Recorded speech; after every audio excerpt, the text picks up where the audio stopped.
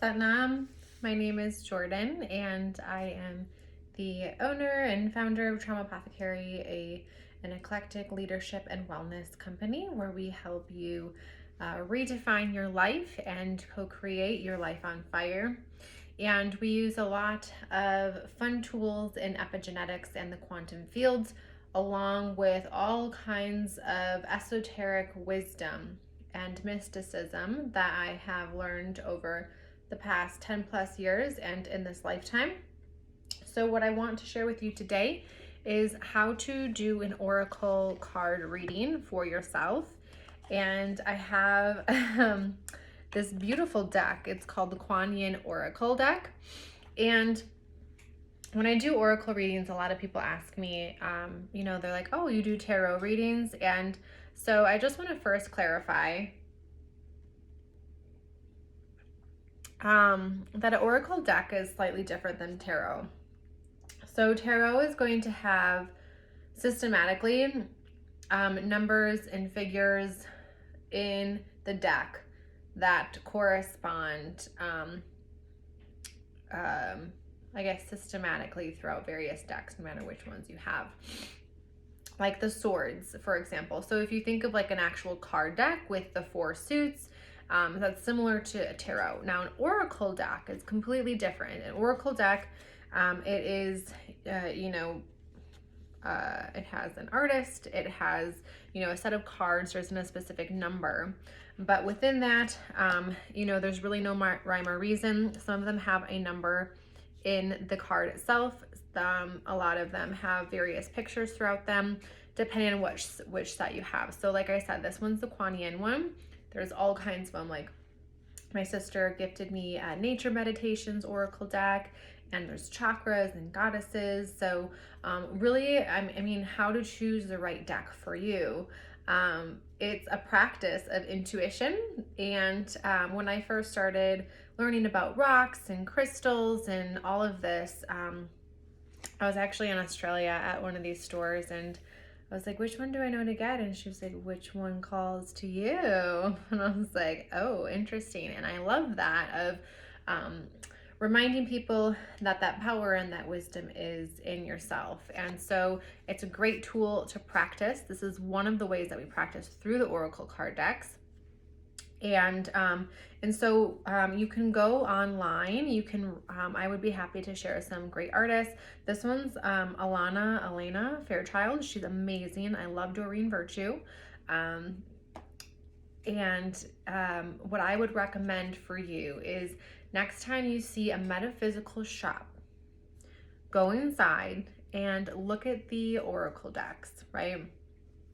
And you can start to cultivate. There's, I think, 4 different sentiences, which is like an intuition type, we'll call it, right? So there's claircognizance, which is the knowing, clairvoyance, which a lot of people have seen, which is the seeing, clairaudience is hearing,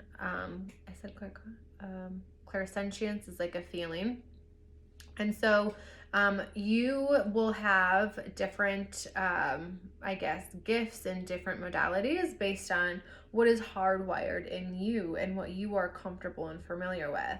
Now, all of these can be practiced and learned, but it's also important to get to know and become aware with what your system is already going on, right? That builds confidence. And so when you go there and you're looking at the decks and, maybe there's one that your eye draws to right away, or maybe you reach out for one, or maybe you just feel this magnetism towards one, or one's just so beautiful, or maybe you see 5 that you want to get, right? The world is your oyster, and these are just ideas to help you cultivate this. And so the next part in this is how to draw the oracle card, okay? And so first, what we want to do is we want to clear the deck. And there's a few different ways you can do that. You can sage it when you get home. You can command it. But every time I pull a card, I like to clear the deck. And how do we do that? Knock, knock, blow, and that's that. So then we give it a little bit of a shuffle. And I did pull a card earlier, so I'm going to set that aside because I want to know what it is. And so you can shuffle it however you want. Sometimes what happens is like, sometimes, you know, there's one sticking out there like that. That might be significant. Or, you know, when you're shuffling, I did not even do that on purpose. So one will like pop out like that, you know? And so if it feels like it's impactful or, you know, pertinent to you, go ahead and take that. But there's a couple different ways you can pull the card. If you feel called to pull the top one, this changes for me. Sometimes I'll fan them out and bring my hands around and just kind of feel into. For me, I have the knowing, so I just like go right to it and get it. Sometimes I can feel into it, but more so it's just like, yep, this one. So when you have that, you can pull it if you're doing the one. And another option is you can pull 3. And this signifies the past, present, and future. And when you're pulling the card, it's important to set an intention while you're infusing your energy into the cards, right? So when you're shuffling, or when you're holding them in your hand, or when you're just looking at them. And you can call upon Kuan Yin, you can call upon your team, call upon your intuition, whatever it is, to give you the highest and best knowledge for whatever it is that you're asking. Sometimes people have specific questions like, what should I do with my job? What should I do with my relationship? Usually when I'm picking cards throughout the day, it's along the lines of what do I need to know for today? Okay? Or what does Kuan Yin want me to know? And so that is how you set the stage. And then once you have your card picked, what I like to do, so this is the one that flopped out. This is the flopper. So maybe one of you listening to this needs to hear this message. So how I do this is a few different things. So first of all, I'm a numbers geek. And so I'll look at the number. This is the number 4. 4 is an amazing number. I love it so much. So 4 is the number of foundation. And I love the number 4 because it really is a great reminder that just to kind of take a step back and, you know, this empire that we're building, this dream that we're building, whatever it is that you're building, have you set the foundation so it can be stable moving forward. Okay, and then next what I do is I look at the photograph itself. And so here you can kind of see this beautifully drawn deck. I'm trying not to get the reflection for you here. So this is called The Call of the Dancing Crane. And you have Kuan Yin here, who is, you know, kind of like majestically posed. And what I'll do is I'll take a look at the card and feel what comes up for me. This is another great opportunity to practice your gifts. Do you see things? Do you see colors? What do you feel? Do you taste anything? You know, what information are you getting from, you know, holding this energetically in your field? So for me right now, my hands are like on fire. So I know that this is like, there's a lot of energy moving through here, and it definitely looks like a potent, energetic picture. And what I'm picking up is it's like almost like this energy field. It looks like it's coming in from the back of Kuan Yin's head, and it has a halo around it. So I'm almost feeling like this non-physical portal, this force coming from behind and supporting the radiance of this energetic being. Okay, so that's what I got from it. Now let's see what the deck has to say. I have so many of these I need to do. Okay, so then we look at the deck, and then we go and read a little bit more. And so if you want to skip ahead, you can go forward at this point, but I am going to read this for anybody who is interested and feels like this card pulling is resonant with them. I want to be able to share that. So this is the call of the dancing crane, and the dancing crane moves through waters and muddy marsh with elegance and grace. The mating call and dance of the crane is full of beautiful movement and flow. There are times when the astral waters of our emotional life become stagnant and will benefit from the healing movement, grace, and beauty of the dancing crane. The call of the dancing crane is a reminder that sound can be healing too. This is particularly so when your thoughts, beliefs, and emotional patterns do not support you living the spiritual destiny you were born to live. Have you ever felt like you were a different person on holidays or when you were traveling? This is because you were free of the astral gravity that you usually live with on a day-to-day basis. The astral plane is like glue. When we put enough energy of habit into thoughts, emotions, beliefs, and stories from our past that condition how we interpret current life experiences, we can get stuck in astral gravity, unable to let go of ways of thinking and reacting, even if we really wish to do so. Healing the astral waters can require great patience, persistence, and application to be achieved. The dancing crane uses dance and sound to thrive, and you are encouraged to use movements such as dance or yoga and sacred sound, such as chanting mantras or healing names of the divine, such as Kuan Yin, dancing crane goddess, to support your healing. You are being guided by the grace of Kuan Yin through the healing vibration of the call of the dancing crane.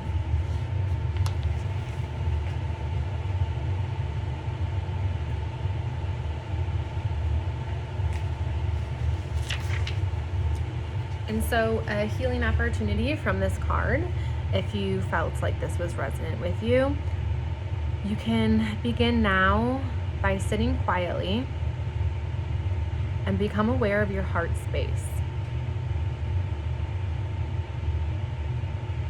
From this point, imagine you can look up through the crown of your head and see, sense, or feel a radiant ball of pure white light.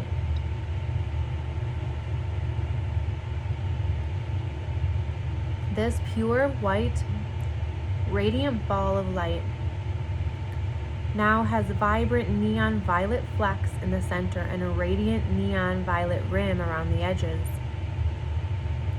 Say out loud, I call upon the electric violet light to cleanse my astral field of all negative energy now through the grace of Kuan Yin, so be it.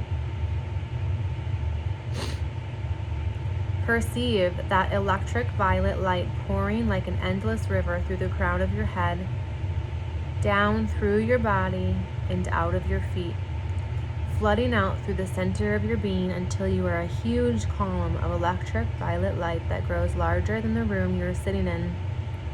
Rest in this for as long as feels good, and finish by saying, I now call the grace of Kuan Yin to help me manifest higher vibrational thoughts, beliefs, and emotions that support my soul light in a joyful and fulfilling life experience here on earth now. Om Mani Padme Hum. Then imagine that within your heart you can see two cranes dancing elegantly, calling out to each other playfully, feeling joy and delight. Imagine that these cranes represent your own soul and the soul of Kuan Yin. Allow there to be freedom and dance between your souls. When you are ready, breathe in and out and slowly open your eyes. You may like to complete this process with a bath or foot bath, including a handful of salts in the water to finish your cleansing process. And now we send a prayer to the dancing crane. Beloved Kuan Yin, goddess, calling through the dancing crane, may your sound, grace, and light shine brighter than my doubt or fear. May your light help my own soul draw near. May I surrender that which no longer serves me with unconditional love and replace it with inspiration of your divine love. Om Shanti. And so that is the little mini reading here. And to complete that, maybe you can journal on it and see what comes up for you. If you want to develop this to the next step, the next step is to ask your question with the oracle cards. And instead of journaling after, you're going to journal before. And you're going to practice these gifts and these qualities that I mentioned. What do you feel? What do you hear? What do you know? What comes up for you? What messages are you getting? You're going to journal all of that out. And then you're going to look at the card and you're going to do the process that we just went through. And you're going to start to notice maybe things resonate in different ways. Sometimes it has nothing to do with what's in the book, but it's meaningful to me. Or sometimes it is exactly spot on. And what this is going to do is this is going to start practicing that muscle for you. And before you know it, you really can lean on your own guidance of yourself and call in your team as needed. But your biggest guru, your biggest teacher, the biggest source of your wisdom and information is yourself. And that is my goal with sharing this information and helping other people along this path, is to enlighten our own internal wisdom, our own internal sovereignty, that we are in and of ourselves, that we don't need all of these courses. We don't need these, like, so many things that are consuming our mind to tell us the right way for us. What we need is to discover and empower our own internal sovereignty and wisdom. Okay, so I hope that's helpful. These are so amazing and powerful. And so if you have questions, or you would like to know more, or if you find that this would be helpful for somebody else that you know, I would be happy to receive your sharing and generosity with this. And of course, always happy to hear your reflection of what came up for you. And that helps me make sure that this is going on the right path in the future if you'd like more of this.